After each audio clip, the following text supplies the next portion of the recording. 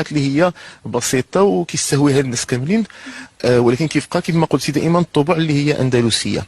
ثانيا بحكم الهجره الجزائريين خصوصا الى تطوان ابتداء من سنه 1830 بعد الاستعمار الفرنسي للجزائر، دخلوا معهم الجزائر مكونات حضاريه وتقاليد جزائريه. وتعرف انه في المغرب كامل دخلوا معهم مسائل تقليديه من ناحيه الطبخ، من ناحيه اللباس، من ناحيه طريقه الاحتفالات الى اخره. والاغاني دخلوا معهم واحد النوع ديال الموسيقى اللي كيسمى القادريات والزندانيات، اللي هما اغاني على ايقاع خاص واللي قبلوها التطوانيين. وكذلك دخلوا معهم بعض الطبوع اللي كاينه بشكل قليل في المغرب، منهم اللي كنسميوها راس الديل المغربي او الزرقاء، اللي هي الطبوع كنوجدوها مثلا في الرباط، كنوجدوها في وجده في الغرناطي، ولكن كنوجدوها كذلك في تطوان بحكم هذا التاثير الجزائري.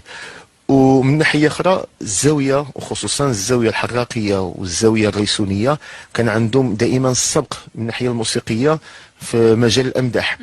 لهذا تكونت مدرسه موسيقيه قائمه بذاتها في الزوايا، خصوصا الزاويه الحراقيه.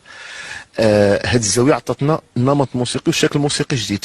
نعم. واخيرا الاغاني الجبليه اللي هي في اقليم تطوان وفي مثلا القدام ايقاعات اللي هي بسيطه وكيستهويها الناس كاملين.